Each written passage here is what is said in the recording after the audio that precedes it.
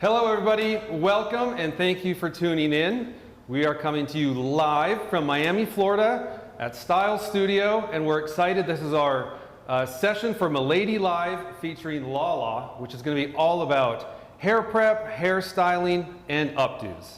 So I'm Corey, I'm with Stylez. We are the place for everything hair and beauty.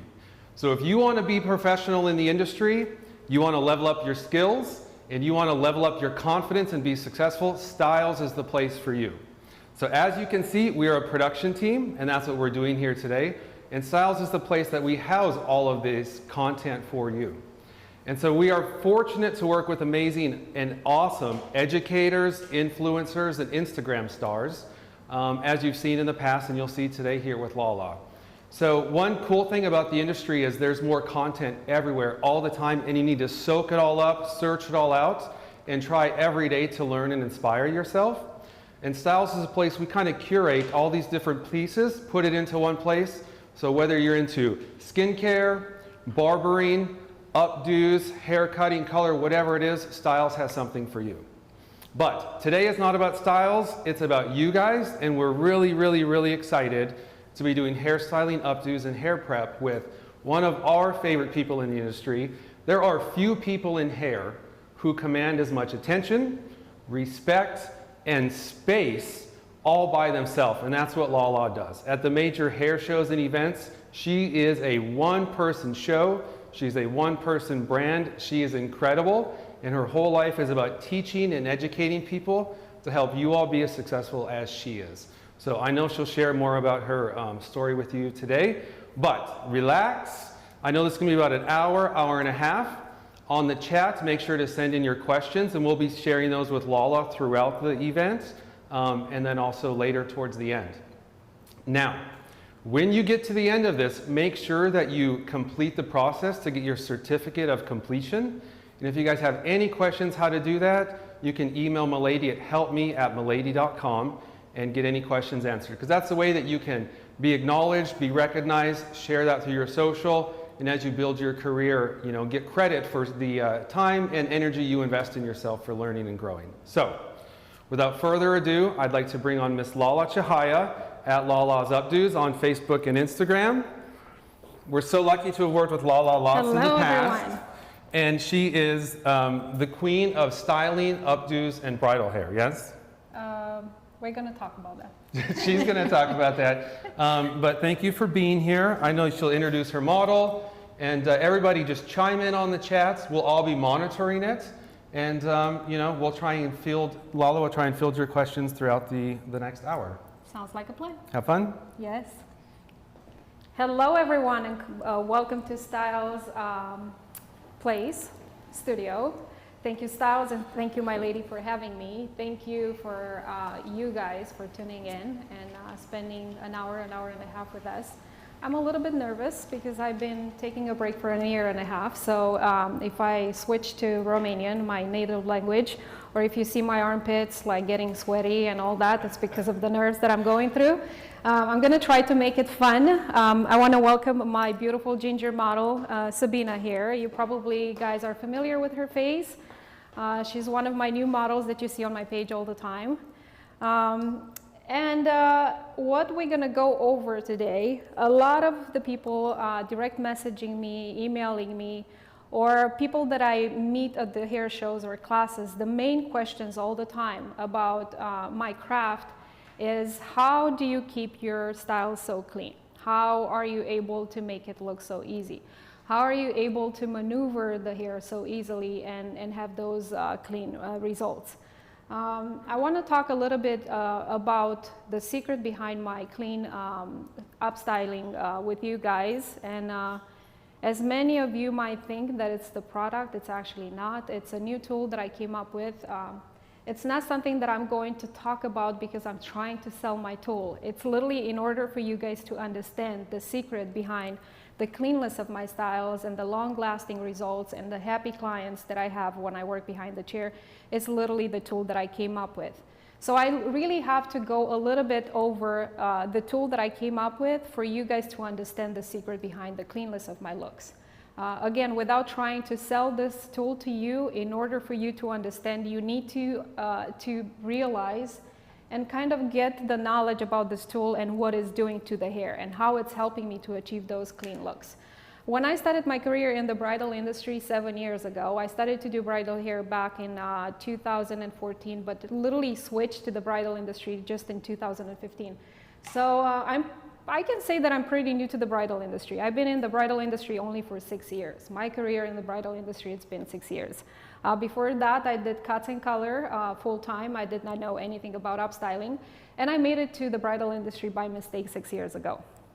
So when I started to do bridal hair, I already kind of was using a texturizing iron in my styles. I'm East European.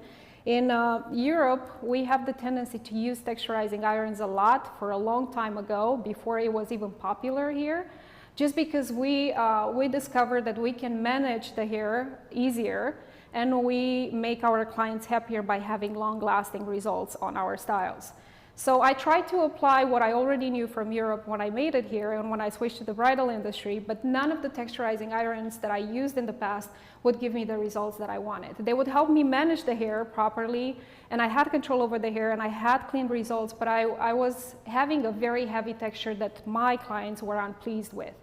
After struggling for so many years with that, eventually I realized all the points and all the things in those texturizing irons that I did not like, and I took the decision to come up with my own, build one that will give me the results that I want without, and letting out the things that I did not like about it.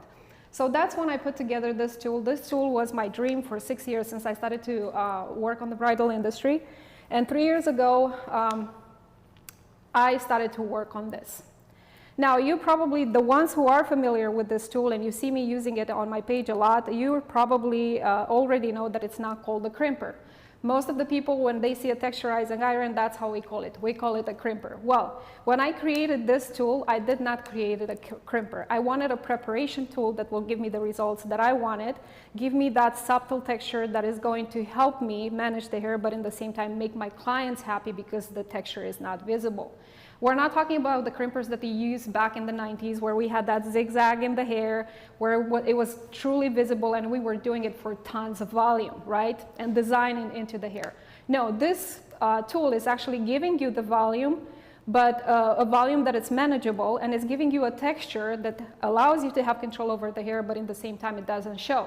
So it helps you in your craft, but in the same time makes your clients happy because they can't see that texture.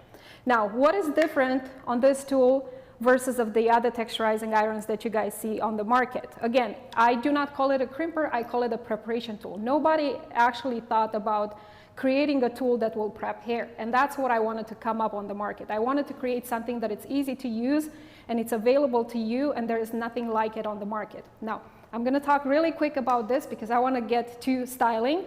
But before I get to styling, I want you to see, guys, how do I create that clean, polished look? Because everything that follows is based on my hair preparation, and the secret behind that cleanness is the hair preparation.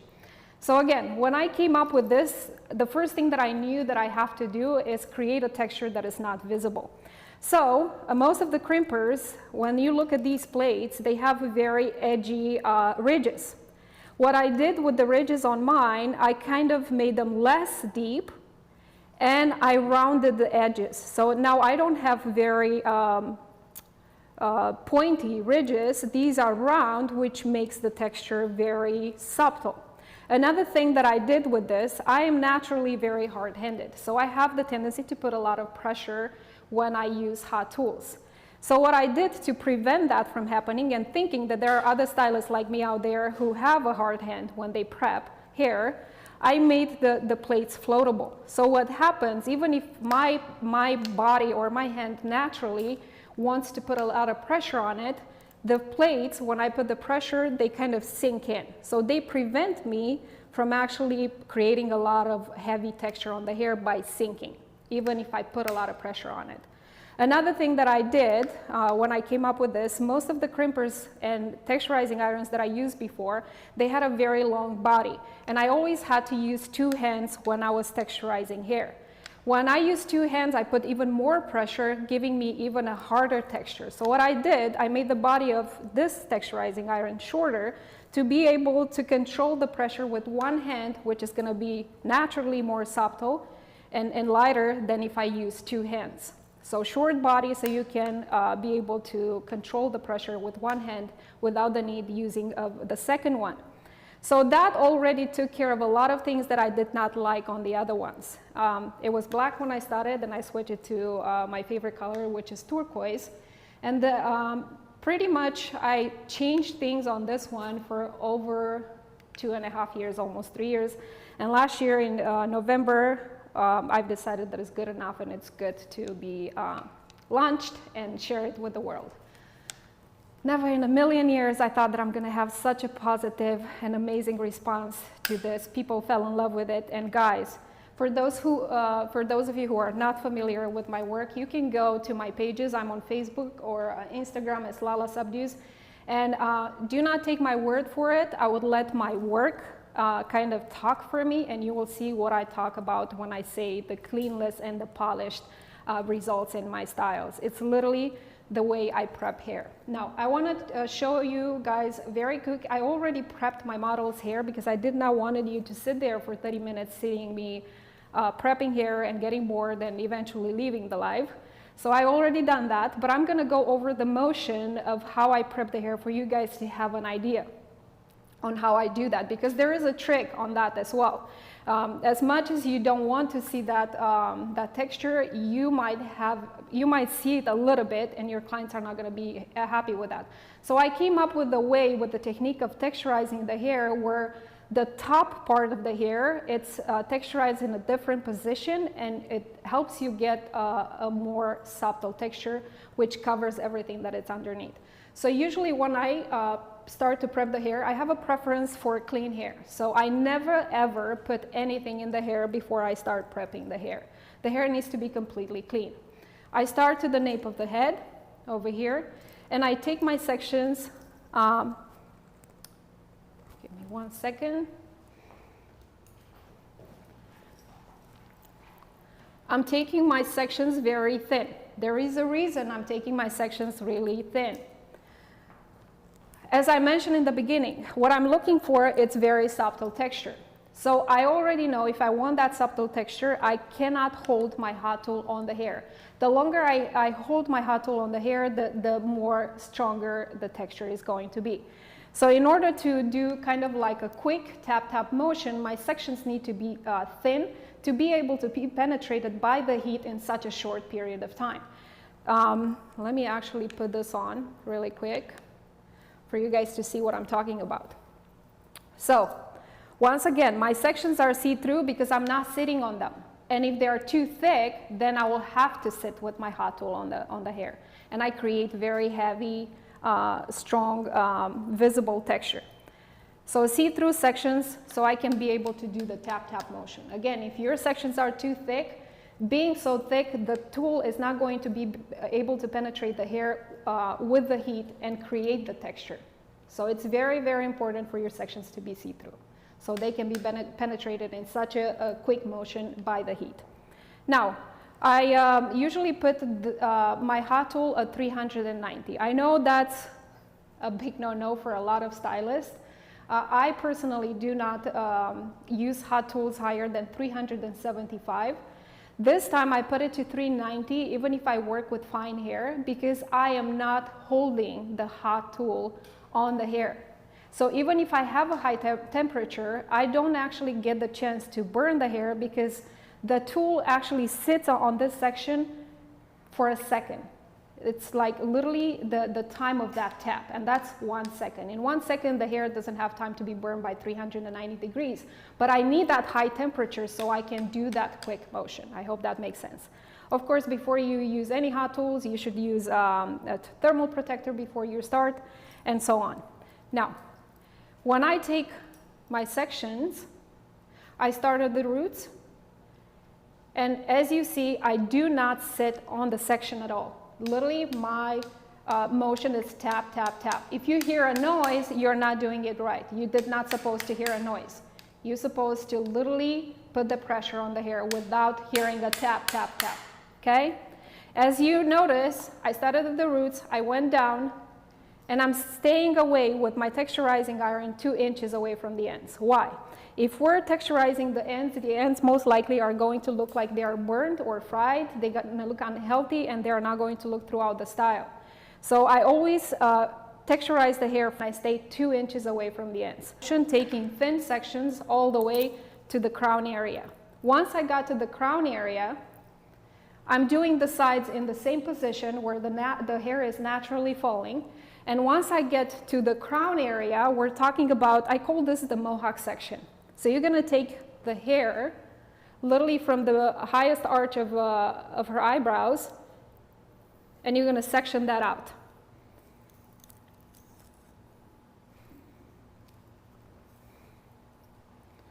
So guys, I'm talking literally about this section. This section only, it's going to be texturized and prepped differently. This is the part that is going to cover everything that is underneath, and it's going to give you more of a subtle texture. How do we prep this section, the mohawk section? Now, remember, everything that we did so far went into the position the hair is naturally falling. Once I get here, I'm not going horizontally with my sections, I'm going vertically with my sections. You still have to keep your sections see-through. Remember that, that's very important. So I'm taking a section, remember that, that's very important. So I'm taking a section, and I'm going up, staying again 2 inches away from the ends. What this is going to do to the hair, it's not only going to add extra volume to the roots on the top where you need the most volume, but again, it's going to help you get a more subtle texture. How is that going to happen? Your hand naturally doesn't have the strength to put so much pressure on the hair when it's up versus at the position where your body and your hand naturally sits. So just by that, your texture is going to be more subtle. And I will show you guys what I'm talking about. I'm going to bring this down. I'm going to do one section to the side in the position the hair is naturally falling for you guys to see what I'm talking about. And then we're going to bring the top layer, the mohawk layer, down for you guys to see how the texture looks on the top where we went vertically versus underneath where we went with the texturizing iron horizontally. So let me take one section really quick.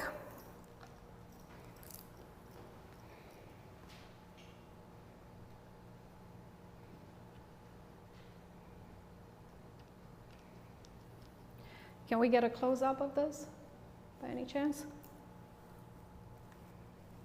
Yes? So I don't know if you guys, how well you can see, but the texture is pretty visible when you're texturizing in the position the hair is naturally falling. This mohawk section was already textured, like I told you guys, I prepped the hair already before. When I bring it down, this is what you're gonna see on top where the hair was prepped a different way. No texture.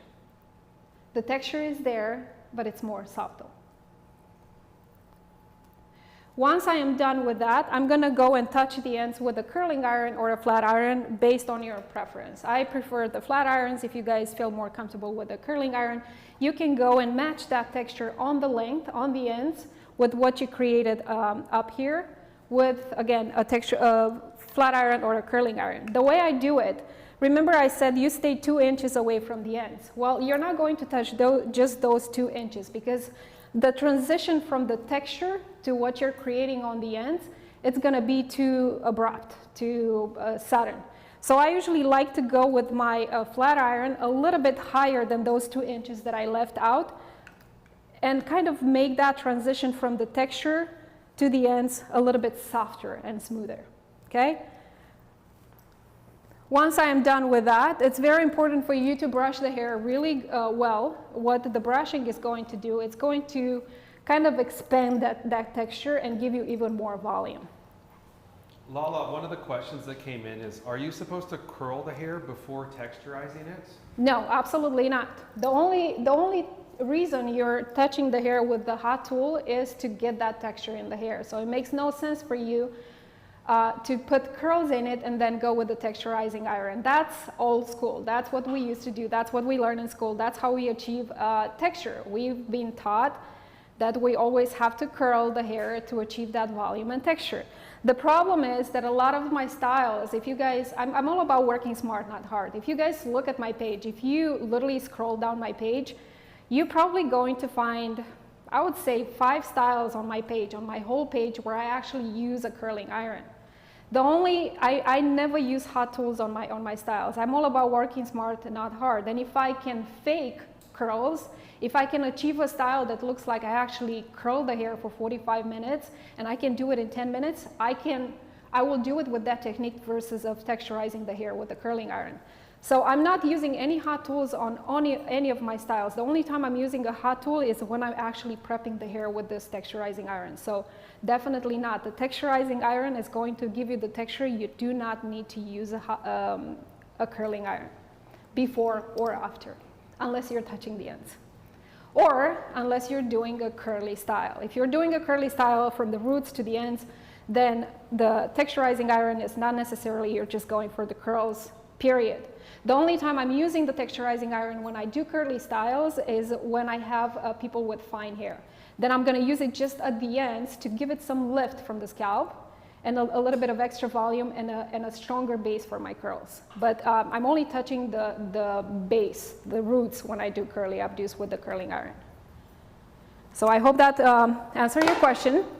Once I'm done with this, I always tame these flyaways and this static with, it's called Seal the Deal. It's a split end mending paste, but I don't use it for, I don't know what's wrong with my, my fake eyelashes.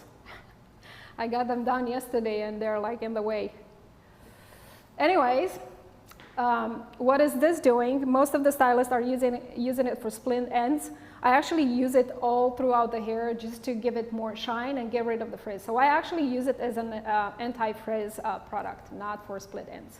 It's perfect for split ends as well, but it does the job when it comes to cleaning the hair and make it polished and clean. And you will see, guys, what I'm talking about once I put that in the hair.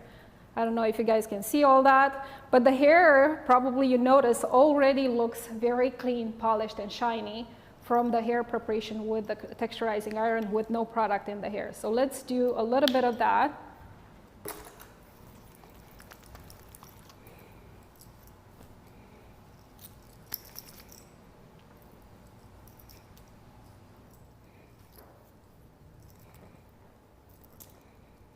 And guys, feel free to put questions, please, throughout the style, even if they are not related exactly to what I'm doing.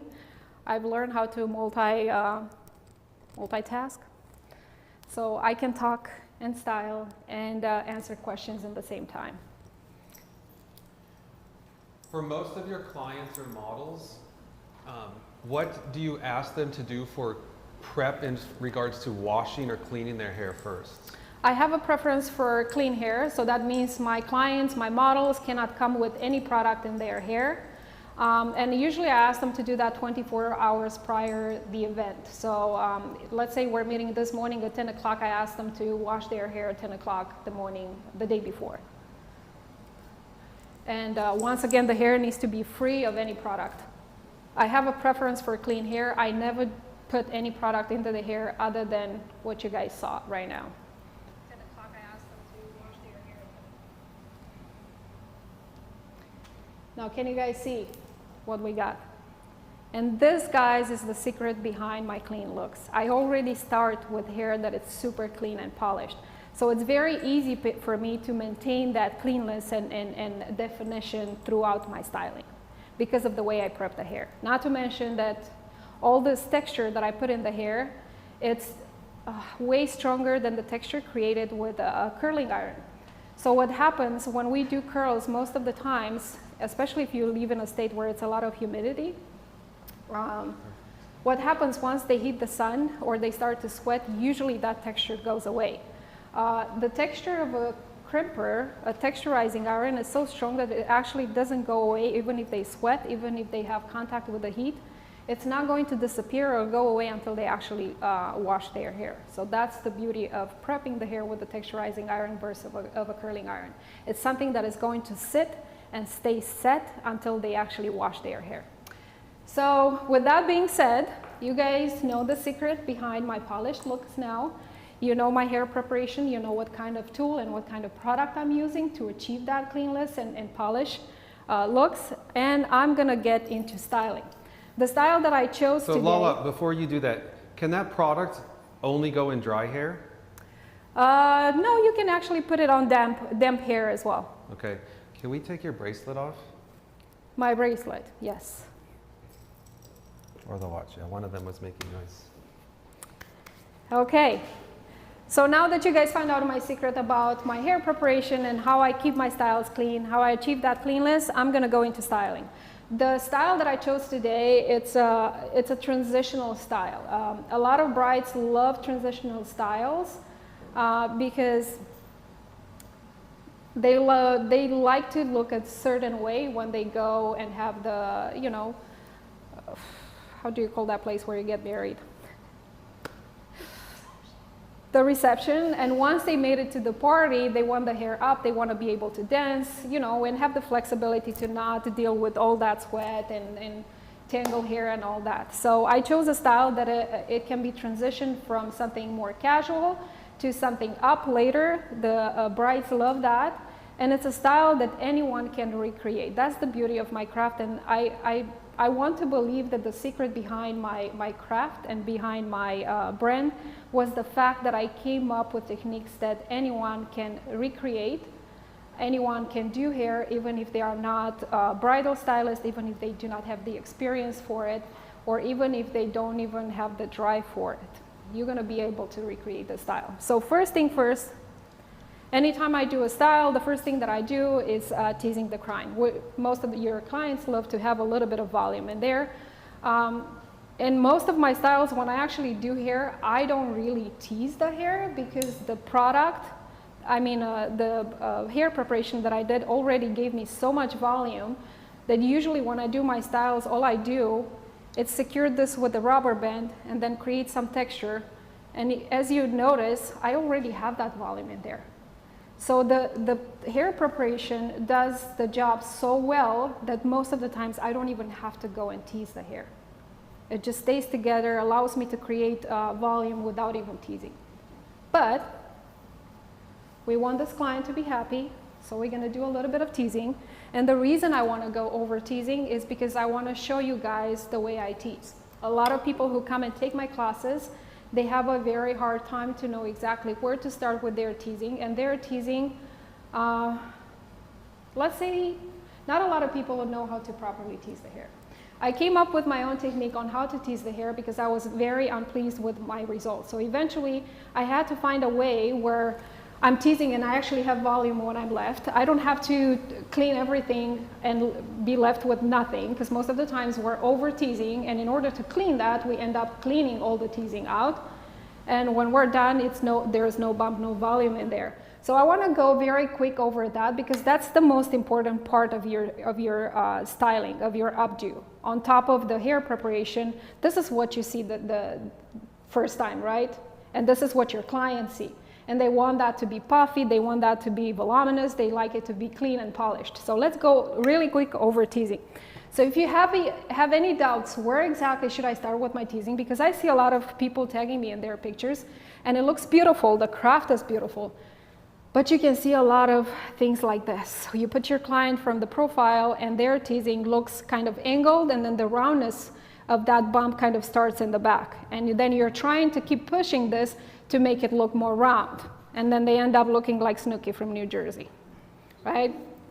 So why does that happen? Why do you have that angle in there and it's not round? Most of the times the reason for that is because you started too much up front. You should be closer with your teasing point start, closer to the roundness of the head. Wherever the roundness of the head you see, that's where you should be closer to that and less further front.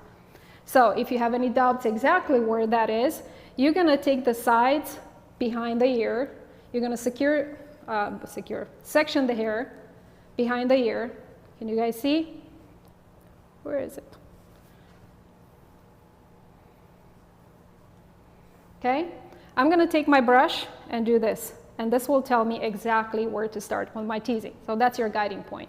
And that point is usually the closest point to the roundness of the head. There you go it, now you know where to start, you know you're not gonna have that angle when you turn her from the profile, okay? Okay, let's start with my teasing. If you're a hard-handed teaser, I recommend you, when you take your first section, kind of take it into a triangle. Why? When you take it in a triangle, even if you go very hard underneath and you have a very messy teasing underneath, because you took it in a triangle, the front piece, the top piece is heavier and it's thicker, so it would not let your brush penetrate the hair and show that messiness on the top. So again, if you're a hard teaser, take your first section in a triangle, and it's gonna help you keep it clean. So let's get to teasing. Another thing that I recommend you guys to do in order to have a very clean teasing is to take your sections the width of your brush, okay? Can you guys see? My section is the width of my brush. Why? I know I have to take a section from here to here, but if I have a section double the width of my brush, I have to do the back and forth, right? In order to cover all that area, I cannot sit just in one position. I have to do this to cover the whole area. What happens when you do that? Hair from the sides comes to the middle and hair from the middle comes to the side. So you're kind of getting an uneven teasing.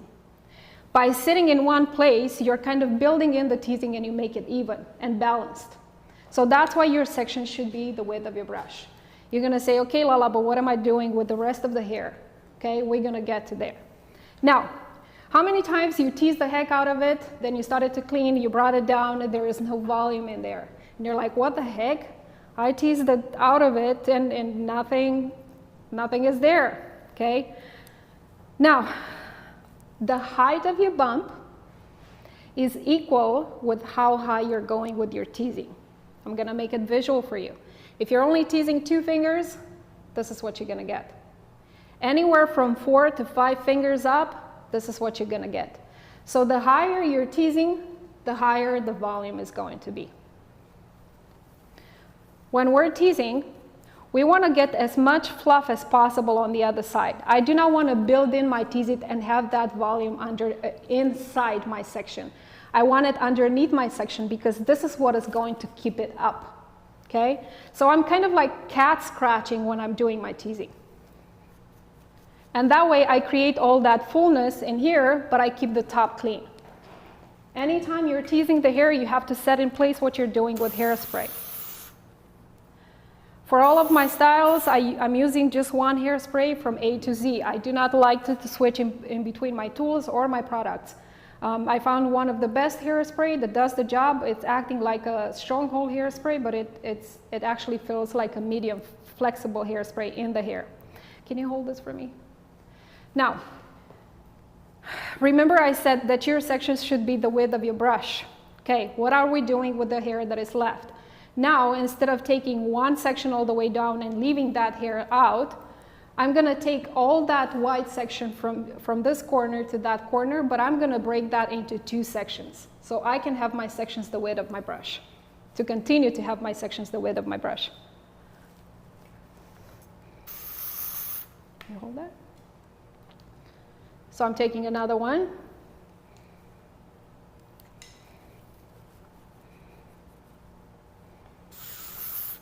And now I cannot continue to take 2 sections all the way here. If I do that, I will create a line in the middle. So now I'm gonna go with one in here. So what am I actually doing? I'm teasing in a break layer pattern. What break layer pattern does, it just blends everything. You're not gonna have any big gaps in between your sections when you're bringing it down, and it will keep everything very compact. So it's gonna look super balanced and kind of glued together.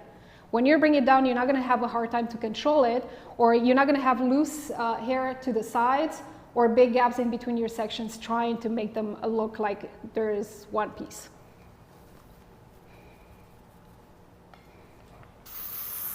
Most of the times when we do the teasing, we have the tendency to go with our teasing all the way here.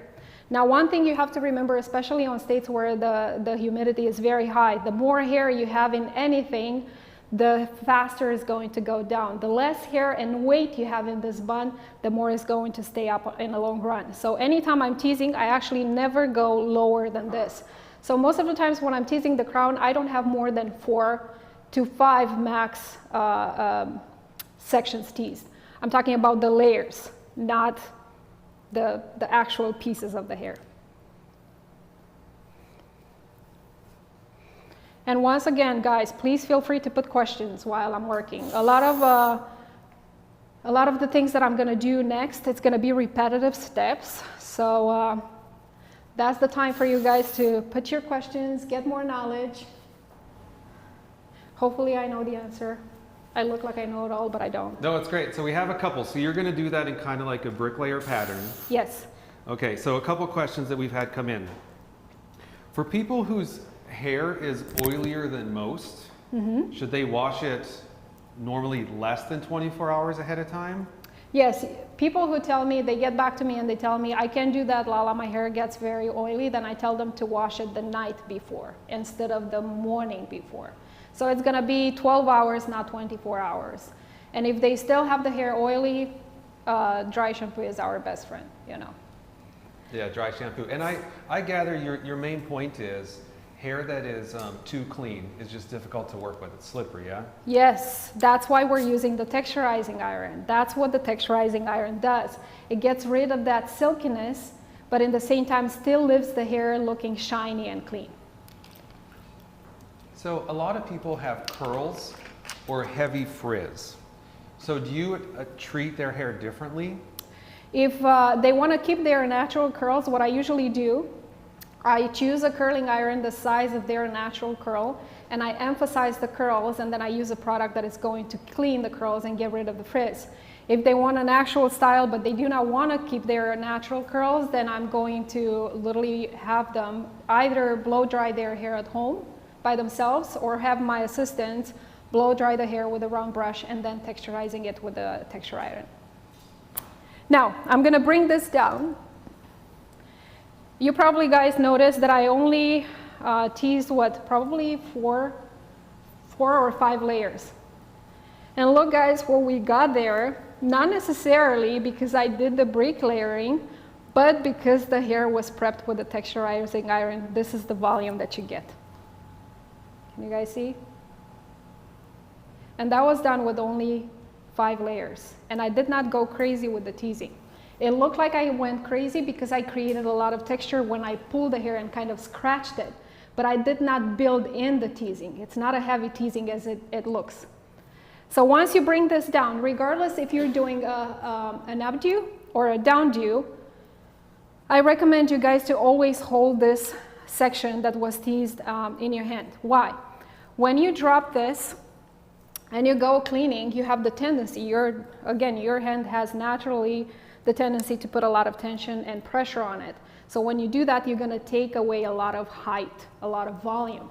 So that's why it's recommended for you to hold this in your hand and kind of clean it, because when you do this, when you hold it, your hand naturally cleans just the top layer instead of going and taking height away.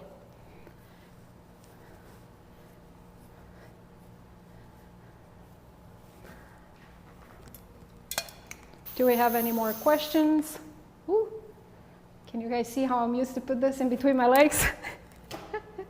I forgot I'm wearing a dress today.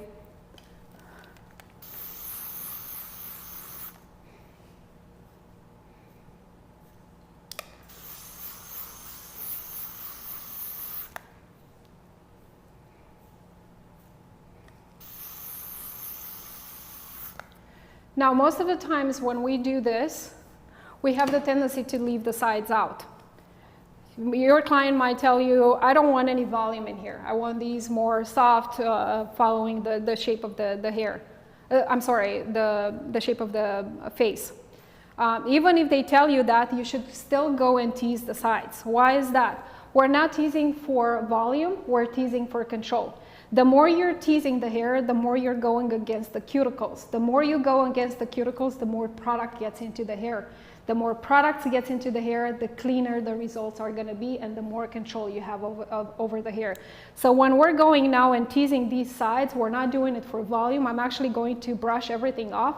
I'm doing it for control and make sure that this part over here that I just teased, it's going to be balanced and look like a one piece. Do we have any more questions? No, you guys are easy today. I'm gonna be out of here in no time. We have questions for sure. So a lot of people are really interested in your teasing techniques, you know, so that's been really helpful to people we can see. A lot of people are asking if there's a dry shampoo you recommend, or if you find, you know, there's no preference. Okay, let's get into that and be a little bit real there. All dry shampoos are doing the same thing. So use the one that you love the most. Okay, and then someone's talking about always doing updos, but have sometimes problem with different densities of hair. So if somebody has really light, thin hair, what are your suggestions? Well, the texturizing iron is going to take part of that, probably more than half of that problem is going to be taken care of by the texturizing iron. When you're dealing with that kind of hair, most likely you have to add some extensions to make up for that lack of volume, texture, density. Mm-hmm. And then can you please address again how people are, you know, you're teasing underneath, but then you're just smoothing the top layer. I think it can appear that you're actually combing out the teased portion, but you're not, right? No. Now let's talk a little bit, that's actually a good question. It looks like I'm actually cleaning the top layer of the hair, and that's literally the only thing that I'm cleaning. Why?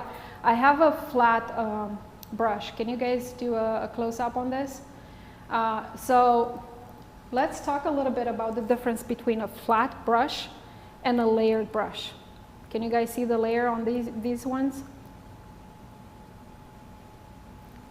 And this one, the difference? So this one is flat, this one has layers. Anytime you're teasing with a flat brush, it's going to give you the volume underneath, but when you go with the cleaning, it's not going to take away your teasing. It's going to clean literally just the top layer, because the pieces of this brush, they are not layered to penetrate your teasing. So anytime you're gonna tease and clean with a flat brush, you're literally going to clean just the top layer. If you're going to do it with this, most likely this will take half of your teasing down. So be very careful when you're teasing what kind of brushes you're using, because this will take your teasing out. What is this for, and what does it do? Anytime I do 60 styles, or I'm going for mohawks, this brush that it's layered is going to give you crazy volume in half of the time that this flat one will give you.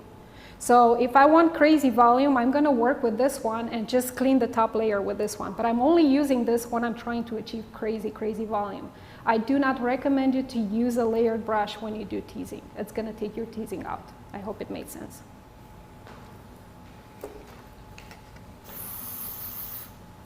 And now that we teased the sides as well, I'm gonna turn her around for you guys to see what that did to the hair and how the hair looks compact and balanced. And there is no separation between the crown area where I teased and the front pieces. Once I'm done with that, I'm putting a little bit of oil spray on it. You have to be careful what kind of oil spray you're using, because some of them are very heavy and you might end up having very oily hair. This one is a very soft mist. And you see, I'm not going very close to the hair. I'm like mostly away from the hair. I've done that.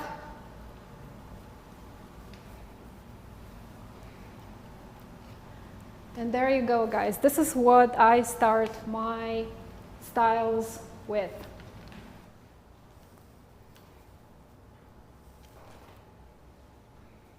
Can you guys see how there is no separation between the front sections and the back where I teased?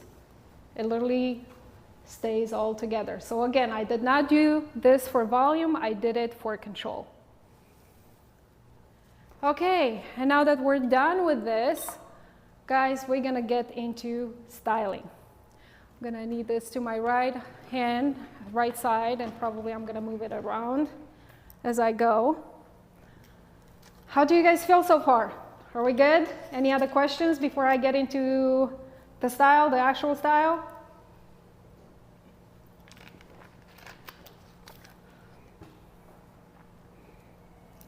Yes, no?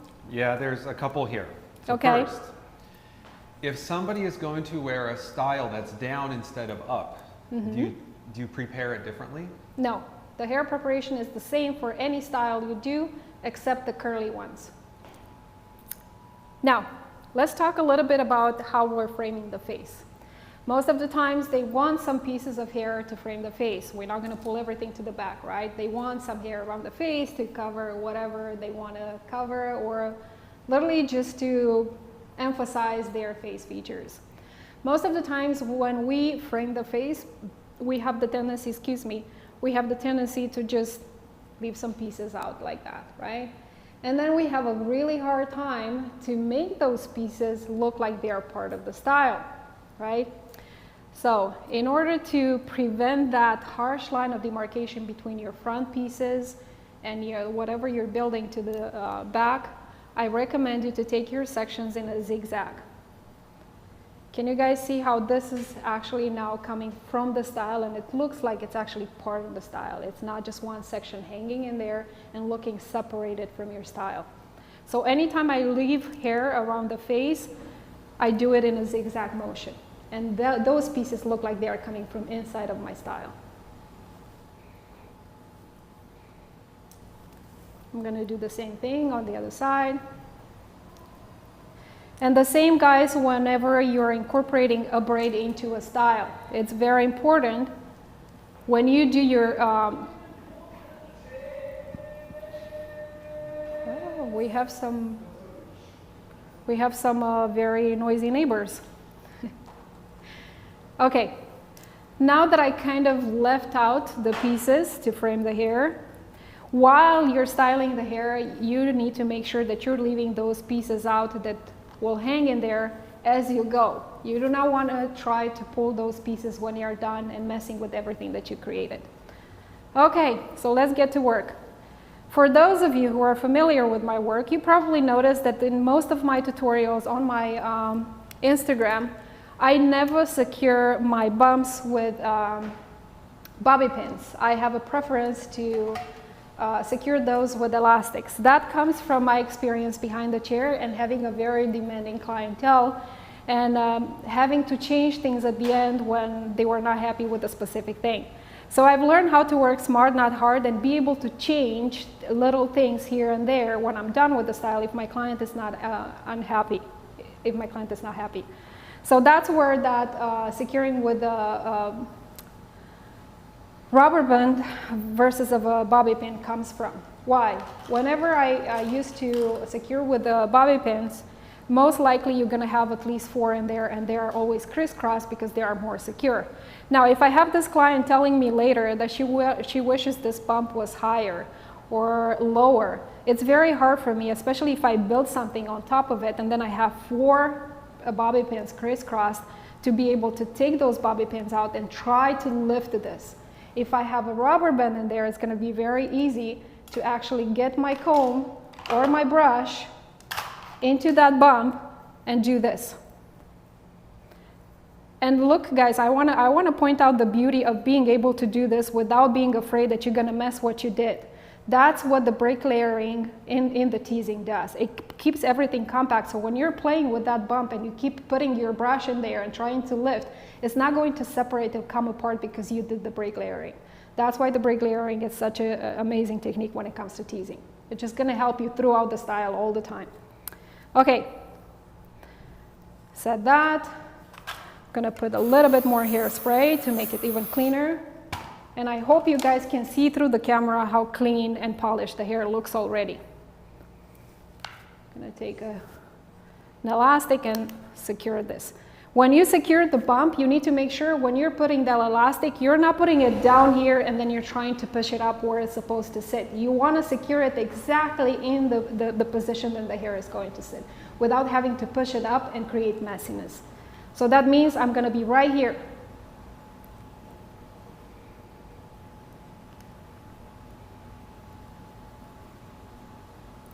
And because I did the teasing right, I am not afraid that I'm playing with this and I'm messing with anything while I'm wrapping the elastic. I'm holding it for control, and I'm going to pull a little bit more just to create some texture and some design in that bump. Since I'm creating a boho style first, I'm not looking for very polished and very clean.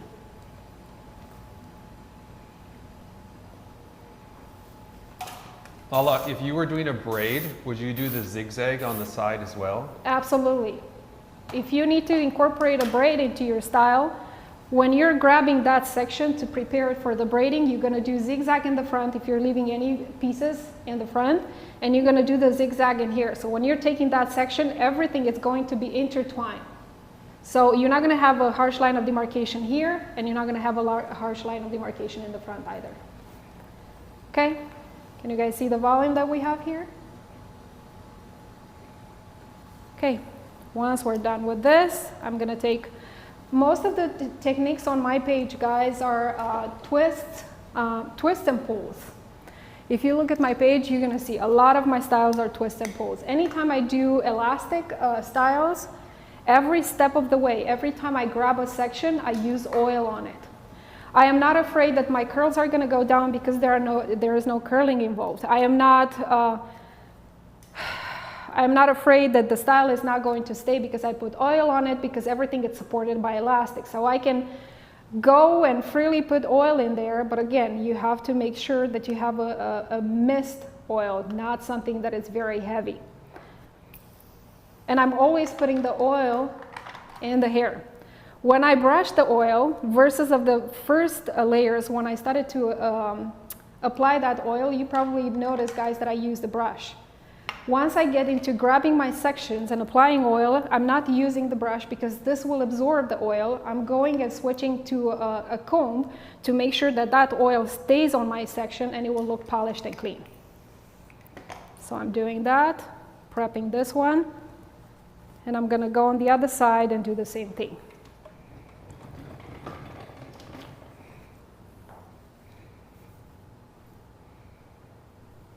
When you're grabbing your section from both sides, you need to make sure that you are kind of being consistent on thickness. You don't want one section to look very thick and one very thin. It's going to show. Yeah, some people are asking how you keep it so even and avoid getting holes in your teasing and the whole style. The break layering. The break layering will prevent any holes and any gaps in between your sections. Okay, done that, grabbing both of my sections, bringing them together to the front. I'm sorry, to the middle, not to the front. And I'm going on top of the previous elastic and secure.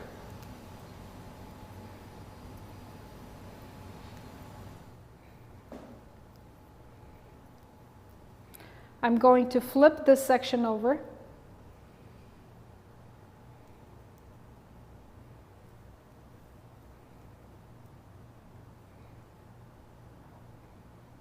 And can you guys see how even if I mess up something or I feel like my volume went down, how I can go and work on my bun because it was secure with the rubber band instead of bobby pins. So that's why I love rubber bands so much versus of bobby pins. I've done that. Once we're done with this, we're gonna hold the section on the rubber band for control. And you need to be careful when you're pulling because there is a certain way to pull. What we're trying to actually do here is make the hair look like it was curled, okay? So there is no curling involved, but we want to make this boho style look like we actually curl the hair. So in order to make the hair look like it was curled, to fake the curls, it's all in the way you're pulling. And before I go into pulling, I would like to go very quick over few ways of pulling for that to make sense to you, okay? There are different ways of twisting and pulling.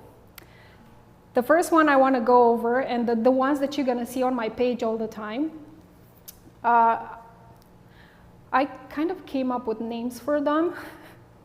So the first twisting that you're gonna see on my page, and again, I'm going a little bit over twists and pulls with you for you to make sense of what we're doing next and how you achieve that fake curl, how you can twist and pull and make it look like it's actually curled. Because if you notice, we have the ends curled, but the rest of the hair is actually straight, right? So let's say we're twisting. I call this the boho pulling. Boho pulling, what stands for boho? Everything that is super texture, a lot of volume, puffiness, right? Lots and lots of volume. So whenever I'm trying to do a boho pull, in order to achieve the maximum volume, I have to twist and pull as I go. That's how I achieve the maximum volume. And when I'm pulling, I'm not pulling just on one side, I'm actually pulling one section all around. If I want to achieve a lot of volume, I have to keep my tension on it to make sure that those pulls stay in place. So this is kind of like boho pulling, where you achieve a lot of volume. And although I do not have a lot of hair to play with, you probably noticed that my section was pretty thin when I grabbed it. This is the amount of volume that I can create by pulling all around. This is the boho pulling. Okay? Now, let's do a different kind of twisting and pulling. We're twisting.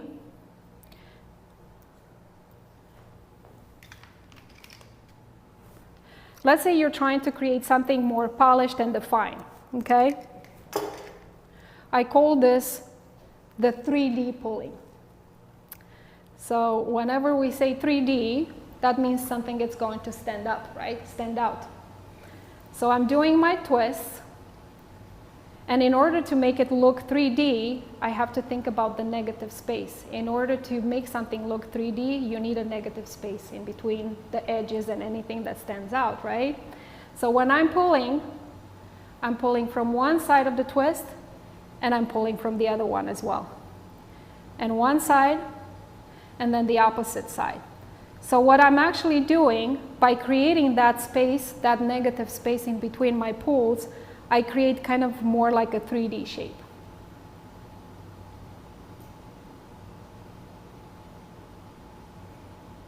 Can you guys see what I'm talking about?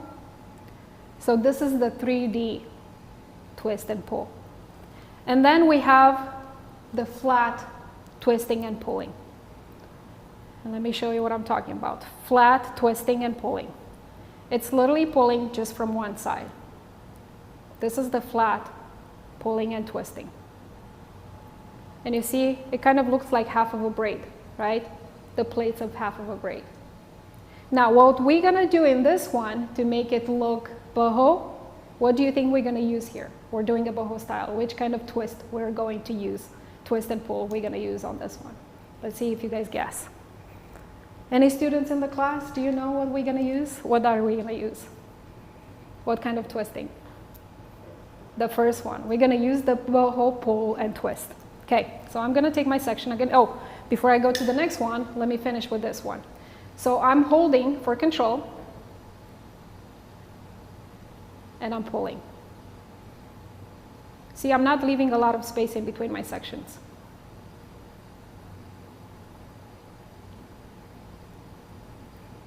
And as I do that, I keep pushing the elastic up.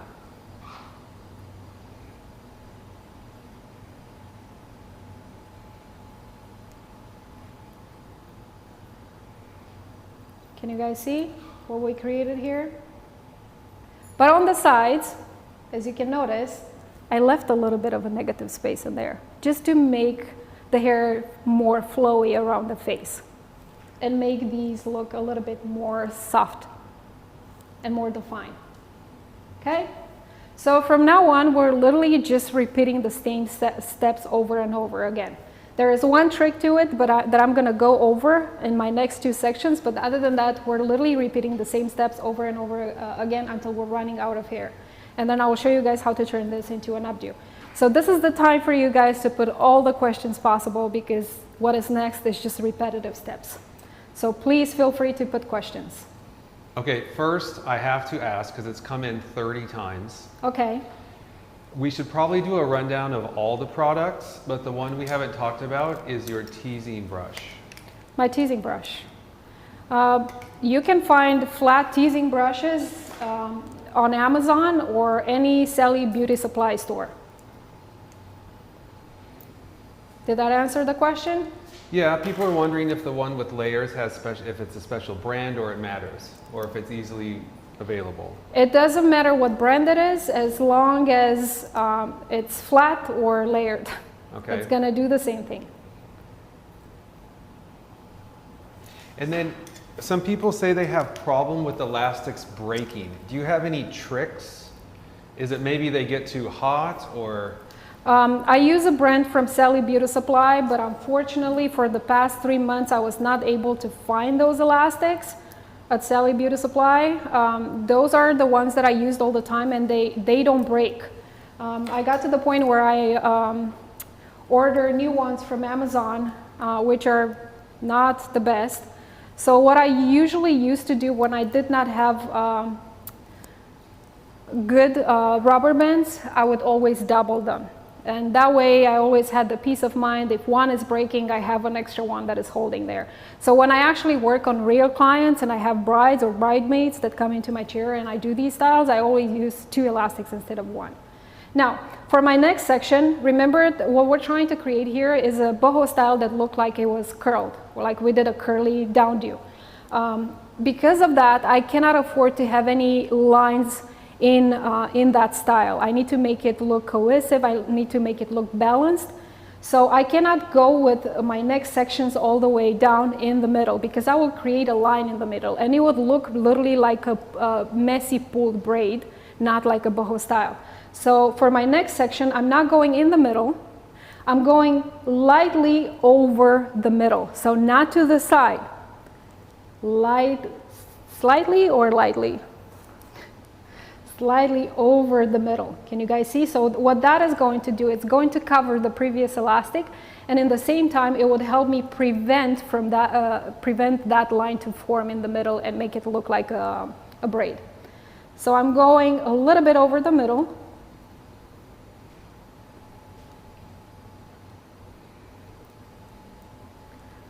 I'm flipping this over, pushing that elastic high a little, and pulling again.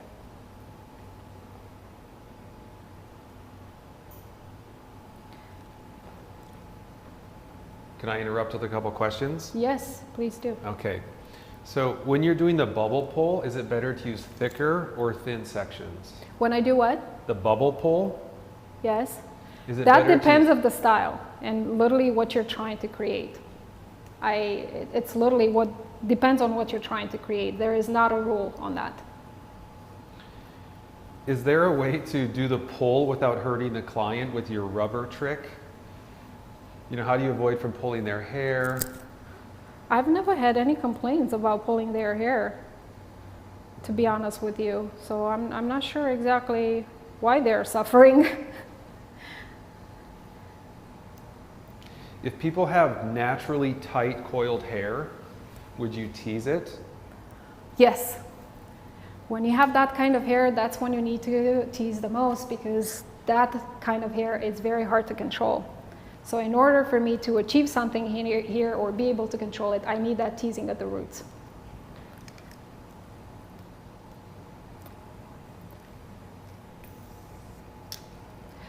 Oh, we're talking about coil hair. We're talking about super curly hair. Yeah. No, we never need to. I just realized the question. We don't really need to do a lot of teasing. That coil hair has naturally a lot of volume and height at the roots, on the scalp. So I honestly never actually teased coiled hair. I did not have to do that. And as you guys notice, every time I take a section, I apply the oil to it. Now, remember my previous one went to this side. Now I'm gonna go to the other side. But again, not really to the side. I'm just going lightly over the middle. And I'm sorry guys, I keep doing the back and forth in front of the camera. Hopefully my back looks presentable. Well, the hair needs to be symmetrical, so it's okay. So when you're doing, adding oil or spray, and if you accidentally get too much, do you have a trick on how to get rid of it? Yes, you're gonna cut that piece off, and you make sure they don't have any mirror in front of them when you do that. So they don't see. I chose this oil specifically because it has a very light mist. So I could never actually get too much oil into the hair because the way this is spraying, it's very light. So it's the way the product comes out that prevents me from having the hair extra oily. Okay, so I'm on the other side, slightly over the middle, flipping over. I need this chair higher because I'm ruining my back. You guys don't do that when you're in the salon. But most of the times when we do bridal hair, we are not in a salon. We're actually in the hotel rooms and working in a regular chair, right? So not much to do about that. Holding again for control and pulling. And from this point, I'm literally just going to go side to side and do this until we're running out of hair. So again, this is the time for you guys to put questions. Again, it doesn't have to be related to what I'm doing today. If you guys have any questions, upstyling, hair preparation, products, business, you name it. If you can just work as you answer, I have a list here already. Yes. So one is, if this was not a live on camera do, how long would this normally take you to execute start to finish? 10 minutes. Okay. Including the hair prep, or how long does that take? The hair prep on her hair usually takes me around 20 minutes. Okay. So with the hair preparation, it's probably going to take you, or take me, 30 minutes. But anytime I do bridal hair, guys, it's not me doing the hard work.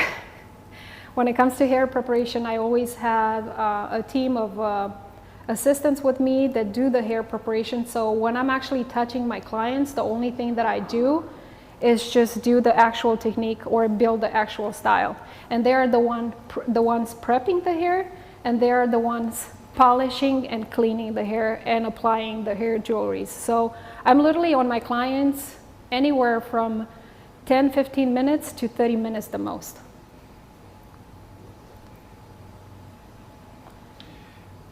When you bring out your prep tool and people can see that it has a texture to it, are they ever afraid of getting texture and crimps in their hair? Well, anytime I do bridal hair, I never take any brides without a trial. So I already go over that with them when we do the trial, okay? They're able to see that I can actually create beautiful, clean results with the help of it, and it's not visible. And because they are able to see that, they're gonna kind of spread the word in their bridal party and tell them, hey, when this chick is coming and doing your hair, you don't have to worry about it. She did that in my hair, it looks amazing. And does it wash out immediately, or does some texture get left behind sometimes? Not if you wash the hair. Okay. But it stays on the hair until you actually wash your hair. So it's not going to go away. The beauty about it is that when you texturize the hair, it's not only going to hold everything that you're doing in place for a long time, but the hair doesn't get oily for days after you texturize the hair. So I actually do that a lot with my hair. I go and I do the mohawk section and I just texturize the roots. And that helps me go away with my hair not being washed for up to 5 to 6 days. And please do not take my word for it, try it and you will see what I'm talking about. While you do that, can you talk about you choosing to use oil as opposed to styling spray? The oil, what the oil does, it's actually helping me clean everything and keep it polished. Hairspray helps me set. So these are two different products that do two different things. Where is my, can you grab my comb, please? No. I told her to grab my comb, and I pulled her hair back when she tried to grab the wrong comb. I literally pulled her hair back. I'm like, not that one. Sorry, Sabina. I treated you like my kid right now. A little worse. If somebody has extremely frizzy hair, should you straighten it first? No. If someone has extremely frizzy hair, I will spray some mist on it, and I will have my assistants blow dry the hair with a round brush. That's the only way to get rid of heavy frizz. The flat iron is not going to do it. It's going to pop back.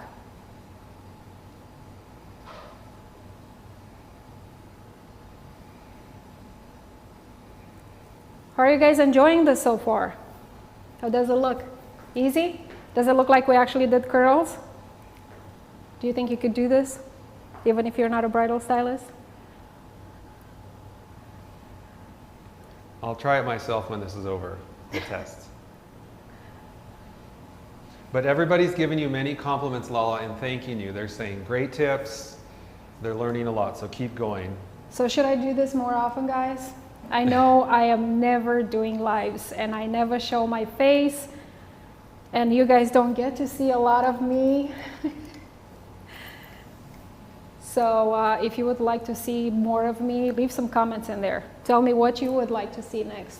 I know I have to show my face more often, and I have to go live more, but I am working on something exciting, guys. A lot of you tell me I live in a different state or a different country, or I simply cannot afford to fly and take your private class or come to that hair show. So for all of you out there, I've been working really hard in the past 2 months on updating my online education. I have a lot of online education coming on real models, not mannequins. I know I launched my online education last year when we were in quarantine, and I could not have a lot of models in my studio. So this time, all of my online education is going to be on real models, and I'm hoping to be able to launch that by the end of August. So by the end of August, you guys are going to see a lot of me on my online education. And I'm planning to move my online education on a platform where I actually can go live. So on top of everything that is pre-recorded and you guys are going to be able to see, you're going to see a lot of me, a little bit more of me, not a lot of me. Do you have any tips for removing rubber bands? Yes. Do you guys know that tool? I don't know how it's called, but it's that tool that you have in a sewing kit when you're trying to unsew something. That's what I use to cut my rubber bands off. It's quick, you don't get to cut any hair, you don't burn anything, you don't pull anything, they don't even feel it. Yeah, it's like a crochet tool. Yes, Yeah. I actually show them that, and I tell them, this is what you have to tell your husband in the morning. This is how it's gonna come out in a minute. What about if a hair doesn't hold curls? Do you have any suggestions? If the hair doesn't hold curls, then you're gonna fake them, like I just showed you. But usually, fine hair or very thick hair is the type of hair that doesn't hold curls. So usually on fine hair, what I do in order for my curls to stay, I add extensions. Anytime you add extensions to fine hair, it's going to make your curls stay, okay? That's one trick to do when it comes to fine hair. When it comes to thick hair, I always do a strong set for my curls, meaning, what is number one reason that your curls are going down? Let's talk a little bit about curls and the reason they are going down. First is nature, right, and weather, humidity, the sun, and all that. Second, most of the times when we do our curls, we have the tendency to curl the hair and then let it sit on the back. By the time we made it to the top, we have to come back and recurl the ones that we have on the back, right? Did that happen to you? Because that happened to me several times in the beginning of my career. And eventually I realized that the reason my curls are not lasting is, number one, I'm taking my section and I go straight into curling without brushing the product into the hair. So that product actually ends up being burned on my hot tool. That's why I always have to clean my hot tools when I'm done with the styles. That's number one reason why they do not last. They do not have any product into it, and then I drop them. I let them support their own weight and sit on a hot surface. This is hot. heat brings the hair back to its natural shape. So in order to prevent that, whenever I'm curling, I need to make sure that I pin and I clip that section of the hair that I just curled in that curly position with tension, and I allow it to dry, to set, and to cool down in a curly position. And then once I'm done pinning everything up, all my curls, I let my client sit for at least 15 to 20 minutes and allow the curls that I did on the top to come to the same temperature and have the same time to set, dry, and cool down. So whenever I'm bringing those curls down, my curls have a very strong set and they are going to last longer. And another tip that I want to share with you guys, when I bring them over, let's say I do a curly down do, okay? I bring them down, I bring it down, I clean my curl, and I set it with hairspray, and then I take another one, and so on. So I clean and set my curls one at a time. I'm not taking all the curls down and then try to kind of set it and style it, because the more I touch that hair, the more my curls are going to go down. What do we have in our hands? A lot of heat. So I'm going to take those curls down and I'm going to create messiness. So whenever you do curly updos or downdos, you take one section down at a time, clean it, set it, and pin it. Never all the curls down at once. And that's how you're going to make your curls last longer. So Lala, about pricing. A lot of people are curious how they should price this specific service, but also bridal hair in general. Well, I really think that differs from a client to, from a stylist to another, because let's be honest, if you work in an area where all the stylists around you are charging $55 or $60, you are not going to be able to charge $150, because that's where you work, that's the area, that's the kind of clientele that you have in that area. If you're trying to make more money, then you need to either elevate your skills, second, move into an area where you know the clients have more money, and work in a salon that is charging more. When it comes to styling, how you price your styling, I do not have, or I did not used to have specific prices based on what kind of style I was doing. I had one flat fee for any client that sat in my chair. I did not charge my brides more and my bridesmaids less, because I never thought that's fair. I am giving my clients the same service. I'm not giving one a massage and the other one an updo. I'm literally giving all of them the same service. So why would my prices be different?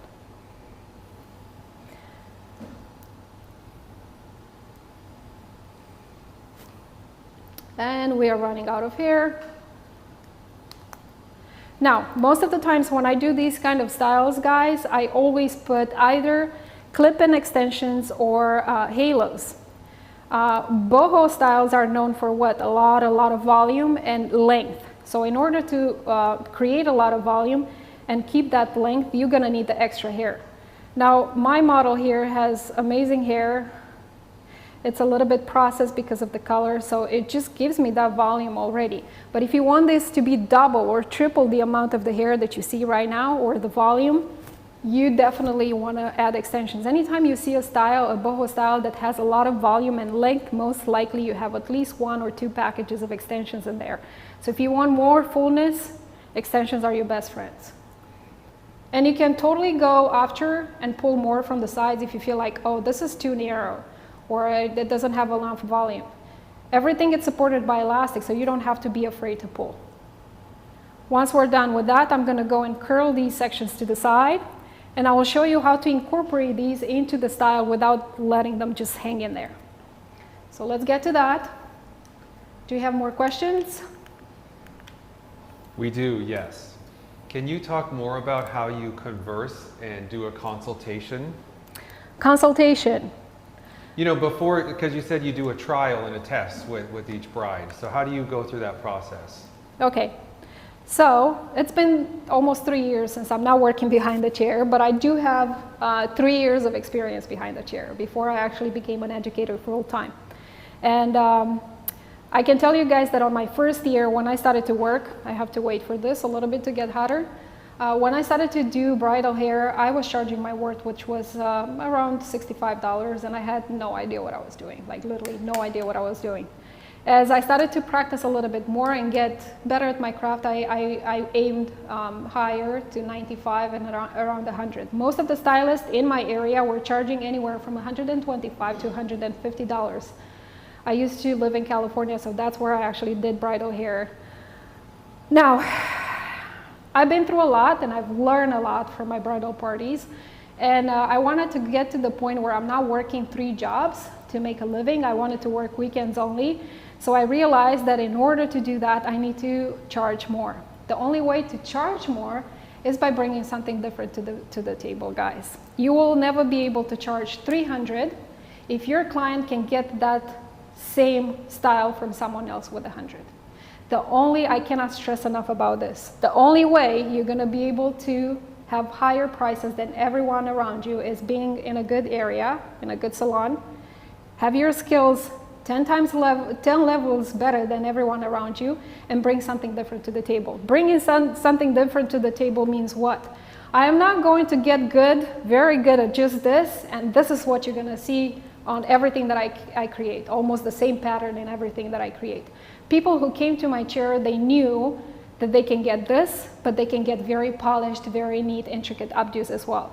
And they went to other stylists and they were not able to get that. Most of my clientele were East Europeans. I had Armenians in my chair, I had Russians, I had Turkish ladies, and in their culture is all about being #1 in the room, and that's for my culture as well. And I knew that's the kind of clientele that I wanted to bring to my chair, the kind of clientele that knew that they cannot get that from my colleagues around in my area, but they can get it from me. So automatically I knew if I can do this and they can't, I can go to 150, 200, because nobody else can give them that, okay? So that's how I made sure that I can charge more. When it came to, and I had a point why I said all this. Can you tell me the question again? Well, we were talking about consultations. Consultation, and pricing, yeah. Okay.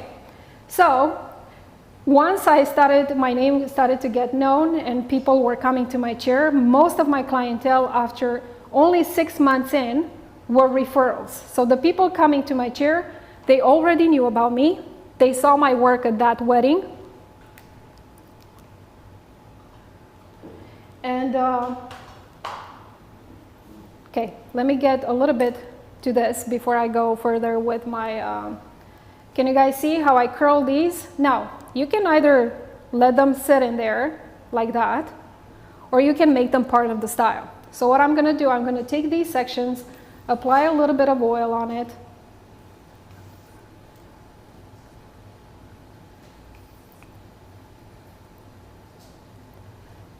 the same on the other side. Can you guys see how these are just hanging on the side? Okay, so what I'm gonna do to make it look more blended and like part of the style, I'm gonna take this section and I'm gonna intertwine it into the style.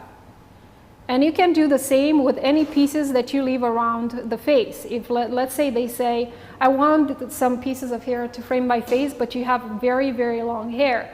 In order to just leave those long pieces hanging there, you can take the pieces, intertwine them into the style. They're still gonna have a piece in there, but it's kind of framing the face instead of just hanging in there. So I'm gonna take one of this and intertwine it into the hairstyle.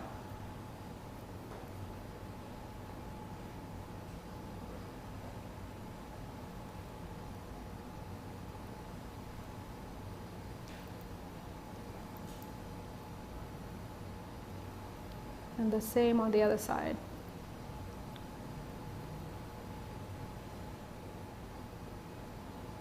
Okay, remember I told you guys this is a boho style that we can transition into an up style later. So here's the boho look, the more casual that they can wear during the day. If you put hair jewelries in the hair, it's gonna give it to a totally different level. And when you're done later, you can show their bridesmaids, their mother-in-law, their mother. You take a big bobby pins. Usually I would give these to my clients to take with them. If they were willing to pay me to be with them all day, then I will be there and do this by myself. So I would show them how to take this, tuck it to the end, and use big bobby pins to clip in, to pin everything. And there you go. You have your boho style, and then you have your updo. And imagine if you put baby breath flowers or small roses in it, or like any vines of jewelries in there. It's going to look absolutely amazing. It's a style that you can do literally in 10 to 15 minutes. It's going to be secure because these are fake curls. They are not going anywhere. They can dance, they can sweat, they can hug, they can do whatever. This is still going to be there the second morning. I hope you guys enjoyed it. You found the beauty of it. Of course, when you're done with all this, you're not going to leave it like that. You're going to take your hairspray and kind of set everything clean. We're running out of time, and I just wanted to make sure that I show you guys how to turn this into an updo. And usually when I put hair jewelries in the hair, my favorite ones, do we have more time? How much time do we have left? Yeah, we do. Show a quick tip and I'll come in and we'll wrap up. A quick tip. These are my favorite hair jewelries. I love to take my hair jewelries apart so I can use pieces of them as I need throughout my styles. These ones, these pearl vines, you can find them at Michael's, and they come literally in a bouquet like this, and they usually put these in the flower bouquets. These are not jewelries for the hair. And I literally cut them apart and I use them as I need into my styles. Because they are vines and they are very fine, very thin, they literally get tangled into the hair. So you don't even have to pin them. They're gonna stay because they just get tangled into the hair. And you can come over, Corey, as I put these in. Can you guys see? They are actually looking like this. And I just take them apart.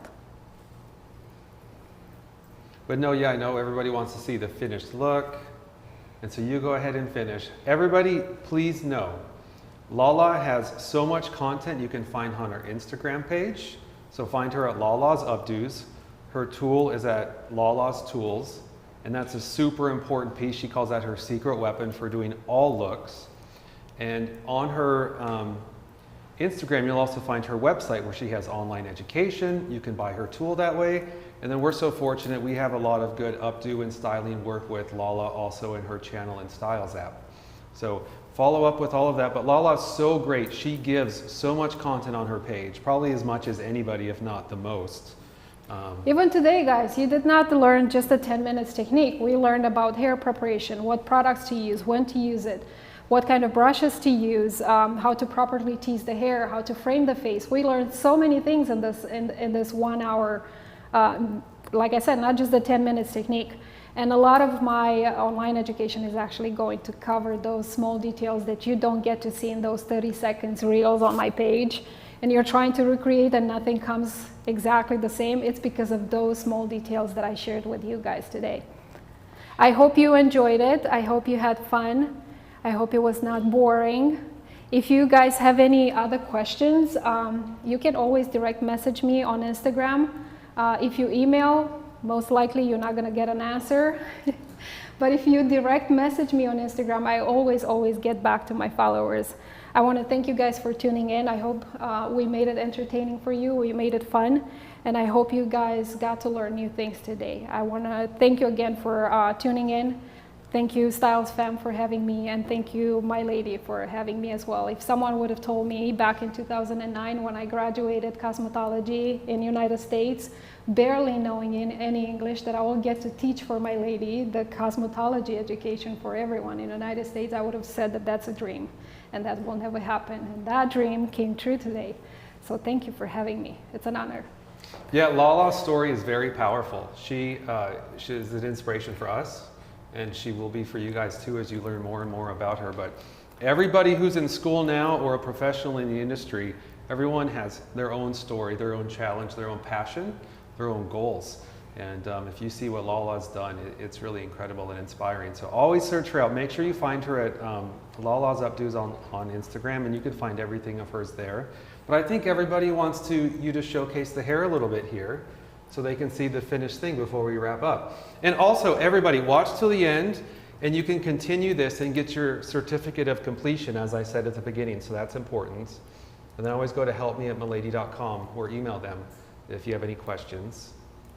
Let's spin her around for everyone to see the Yes. front, the back, the sides, her beautiful smile. There you go, guys. And can you guys see how these sections are kind of like coming from inside? You don't see that separation in between the front section and the back. It's literally coming from underneath. That was the beauty of zigzagging the front pieces.